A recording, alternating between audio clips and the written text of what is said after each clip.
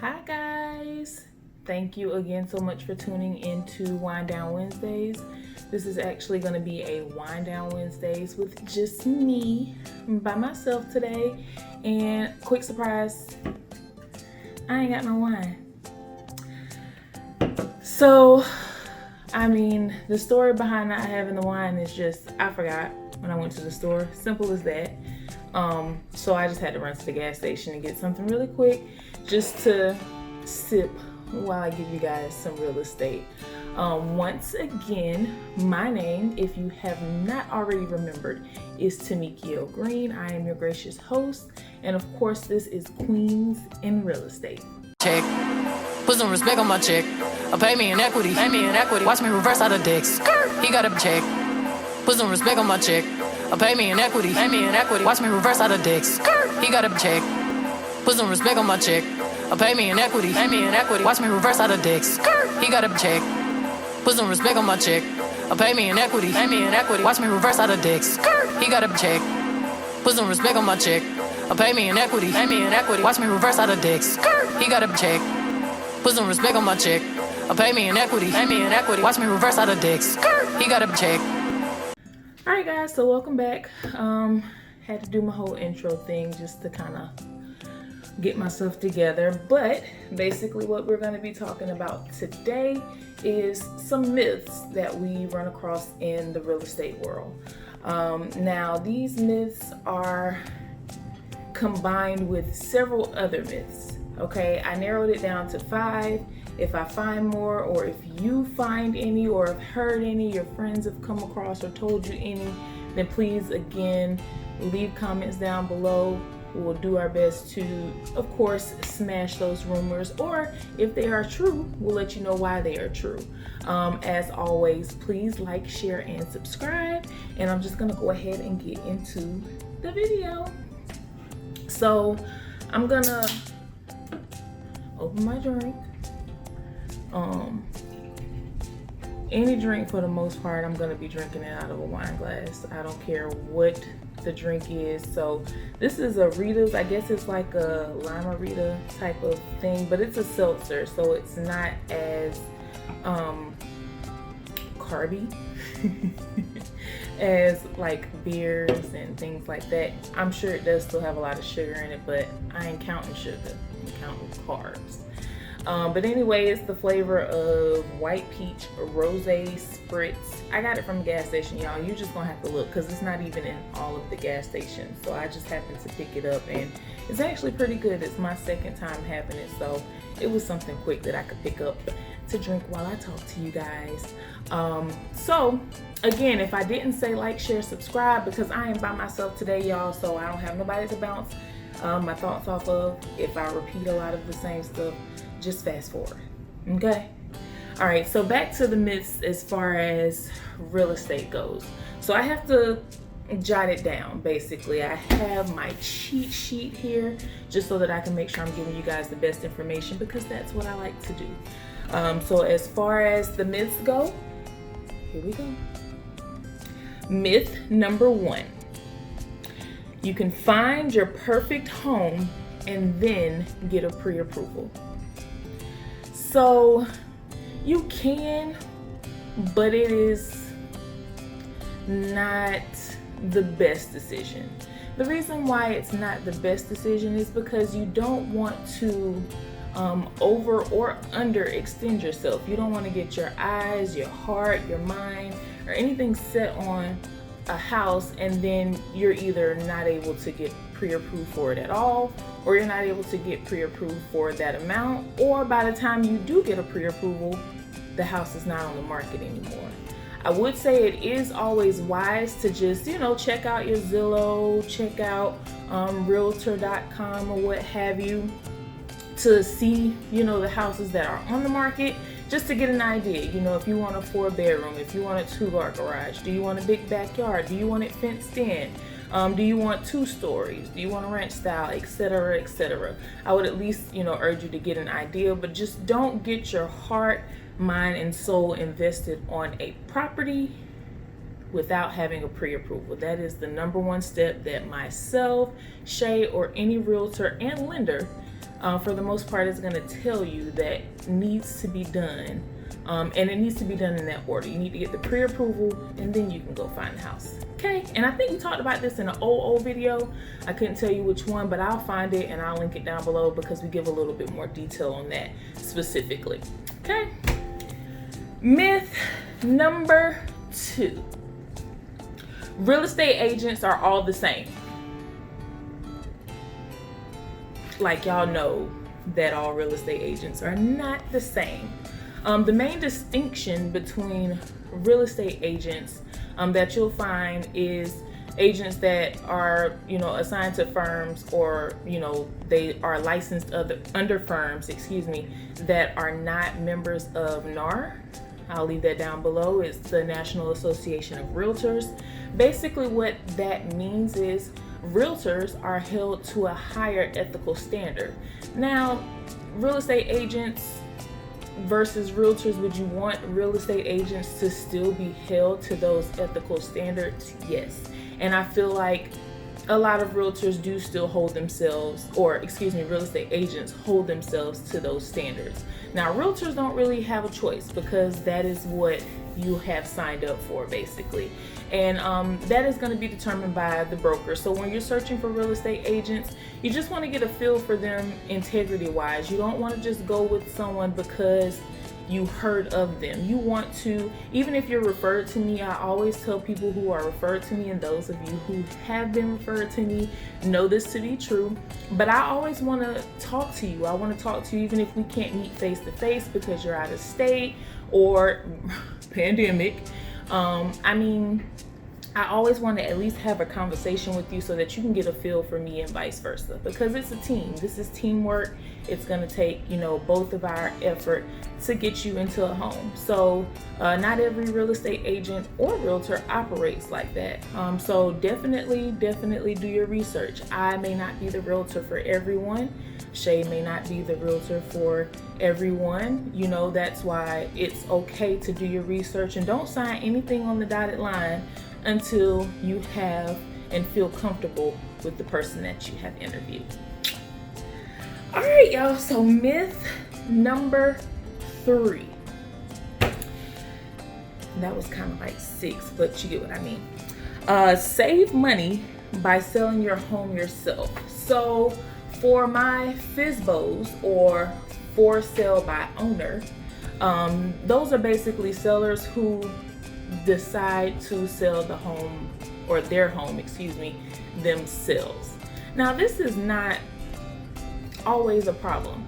For example, if I, a realtor, am in a home and I want to sell it, I may be okay to sell it by myself because I am licensed in, the contracts and understanding real estate law for the most part.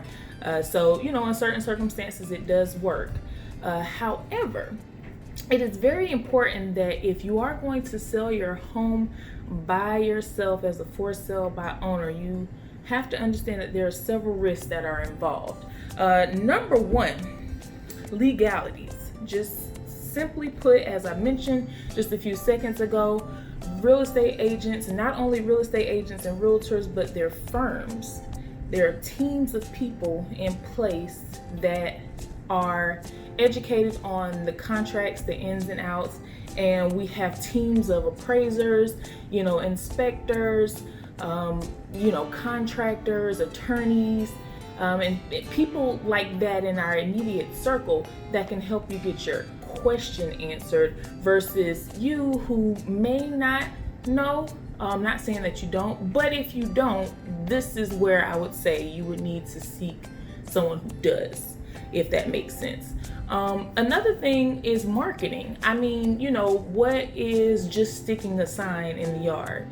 For the most part, real estate agents and realtors are not just sticking a sign in your yard or putting just a few pictures on Zillow. It is being blasted to everyone in the state of South Carolina, every other realtor. That way, if there's someone that's in Greenville and they have a client that is looking to move to Columbia and this is the house for them, they're only going to see that because we have it listed in what is called the MLS, or the multiple listing service. So marketing is a big thing. Along with marketing, a lot of firms have invested into their business and into their agents to be able to offer flyers, open houses, things like that that are no additional cost to you as the seller, and you get to enjoy those things, and that is, you know, increasing the probability of you being able to sell your home. Duh, right? All right, so lastly, peace of mind.